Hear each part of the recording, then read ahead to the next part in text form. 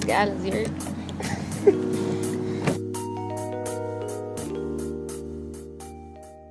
Hi guys, it's Better See You Grace. We are here in the beautiful city of New Orleans. I am here with Chef Indigo, the guru. And what are we cooking right now? Vegan Honduran soup. Vegan Honduran soup, which is very near and dear to me because my mom, well, my family, we cook conch soup, which that is what his inspiration is coming from. But no conch because it's vegan. So I'm excited to try this. What you got in the pot already cooking? I got red onions and carrots caramelizing. Okay. Now we putting up some red bell peppers. Were you always a vegan or? It's been July, make 3 years. Yeah. 3 years. And what made you like switch to being vegan? I would say research and spiritual purposes. Okay. Yeah. So do you follow like a certain, I don't want to say religion because it's not religion, but... No. I'm more spiritual. I don't do religion. Is there a reason why or? Just understanding the awareness of like why they were adapted in the first place, I guess you would say. And it's not really meant for my nature of people, I guess you would say. Okay. All right. And so how long you been cooking? You've been cooking for a while or? Since I was 18, I'm 25, so that's like 7 years. 7 years? Yeah. Yeah. There you go. He got some plantains right here, which I'm so love plantains.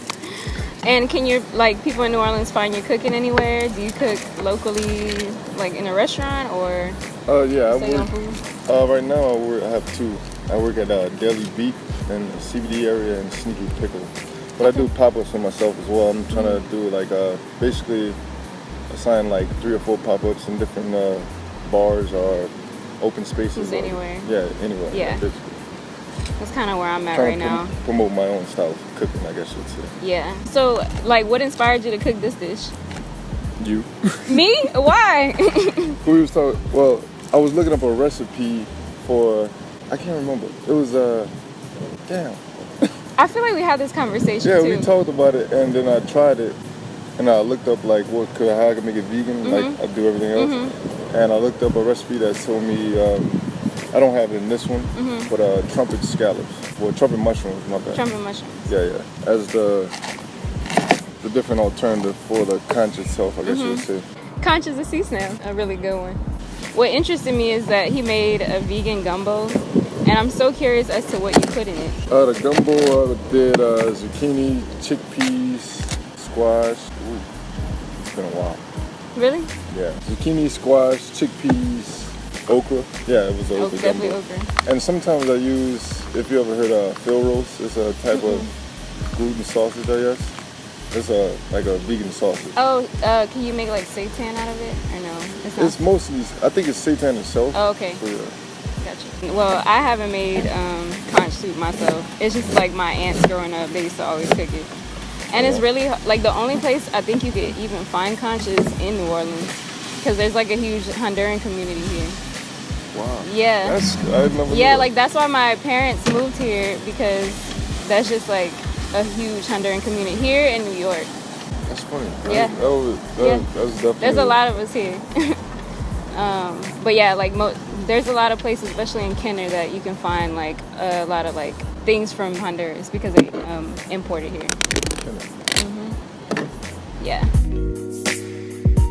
It's basically a curry paste. I did roasted shallots, garlic, and ginger. Oh, you made that yourself?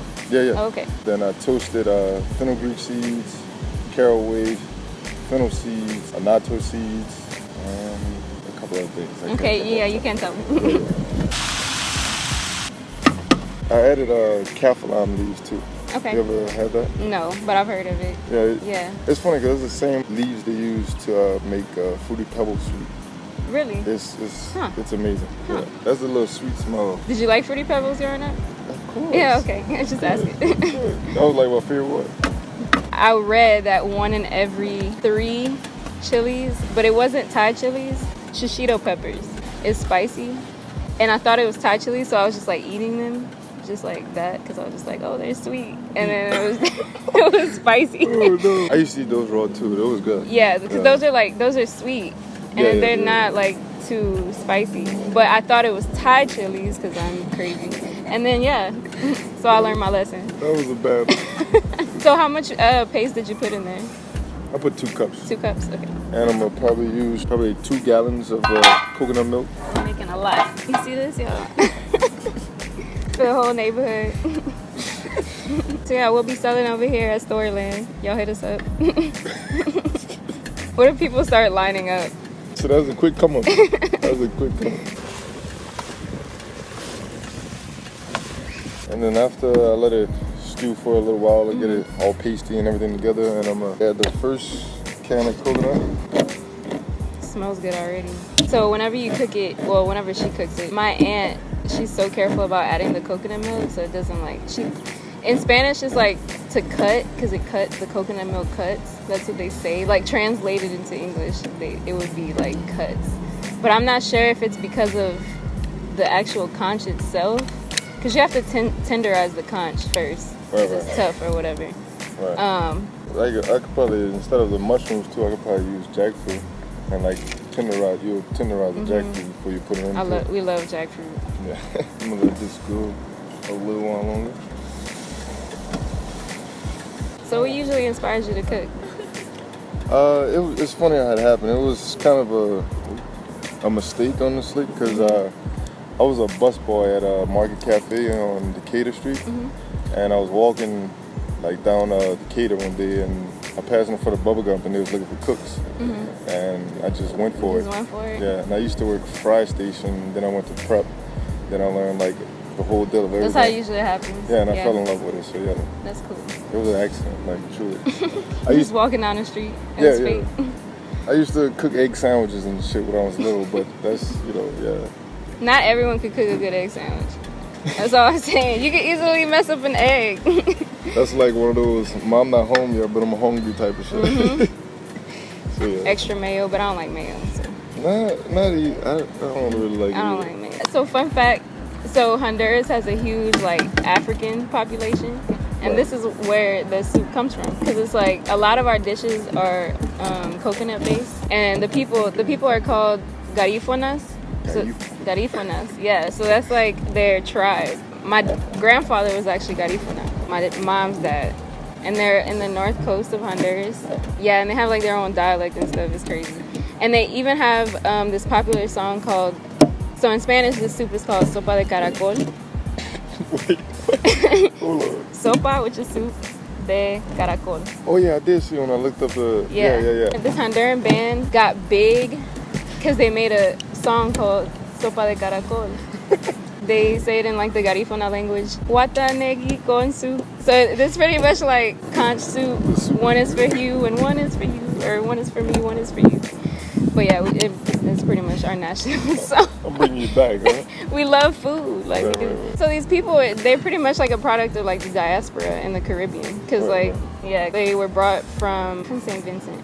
And they were like brought out to Honduras because they didn't want them there anymore. The Europeans, they were taking them out, of course. But yeah, Africans everywhere. Little history fact. Yeah, I was about to say, history, that's the cooking, yeah. Oh. So 3 cans of coconut milk. Not the little ones. I'm happy it didn't rain though.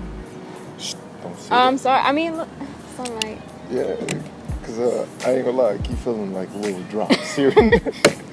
Like randomly. Blessing the soup. I was just like, I see the sun, so I wouldn't trip. My aunt is like the beast in the kitchen. But apparently you too. Trying.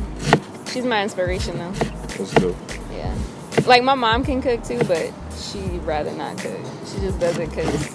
Gotta feed the kids. Gotta feed the kids, and she wanted to show me my roots and stuff. Love you, Mom. Hi. Don't know you, but yeah. She's a nice lady. Los plátanos. You ever had yuca? Yeah, I wanted to do yuca, but that would have It's so hard to cook. Yeah, I would have been like, that's definitely a long process for this. It cooks longer than potatoes. I used to do like this yuca mash at a restaurant I used to work at. with like parsley, green onions, and I used to roast garlic. Well, I used to puree garlic and onion, and then like cook it in the pot. Yeah. It was dope though. With the cabbage, like we do like a slaw. So we julienne some that with some carrots and onions, just regular white onions. And then we put it in a case and we fill it with vinegar.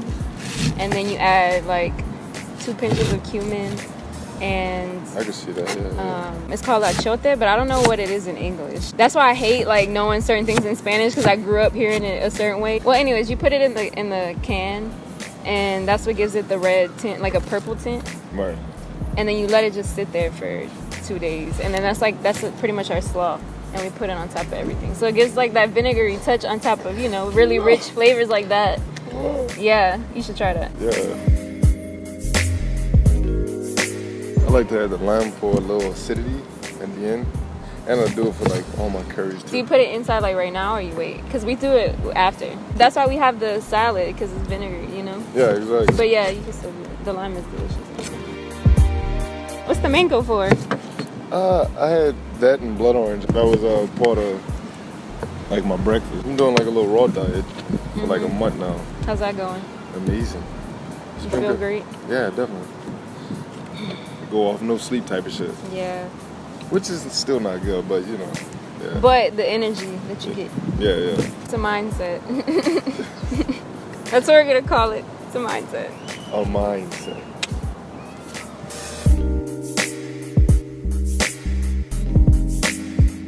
Let's see where we're at with it. You want cabbage? Sure. I can't wait till you add the lime. That's like you. It's a favorite part because it's like really rich. Right. It's really rich. It's really good though. It's really well balanced. That makes me happy.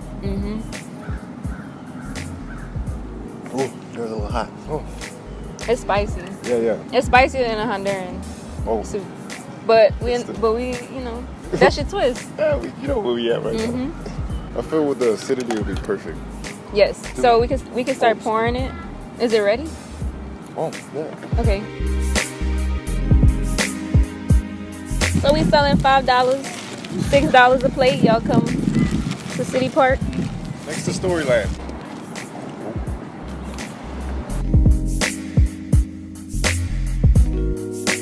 Cheers. Thank you so much. So, dog, thank you. The lime is everything. Oh, yeah. I like it. That's crazy how like this one little thing just. I feel like I'm back at my aunt's house. Oh. No, I swear, like I'm not even, because I haven't had anything like this in a while.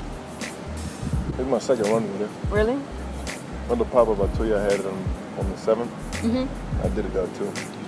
And I did I had like a chickpea and sweet potato like patty, and I did a flatbread with it.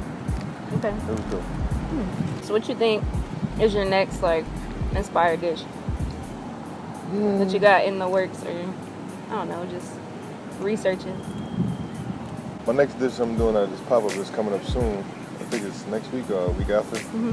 Well, I'm doing 2 different things. I'm doing saffron rice with chimichurri portobellos and Brussels sprouts, and peanut butter pad thai with bok choy. So yeah.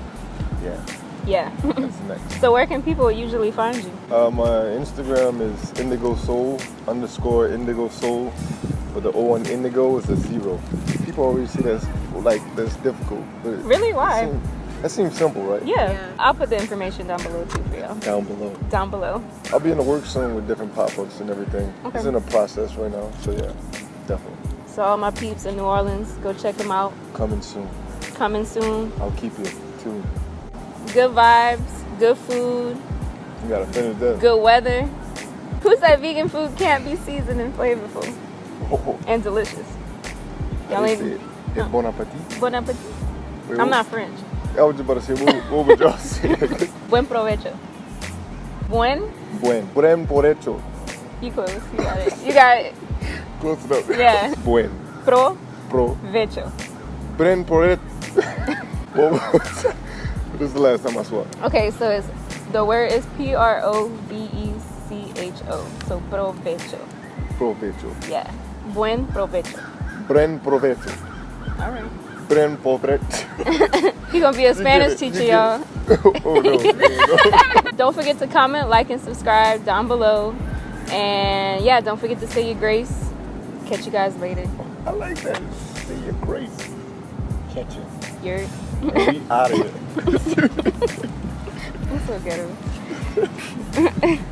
Backyard cooking 101. Backyard cooking 101.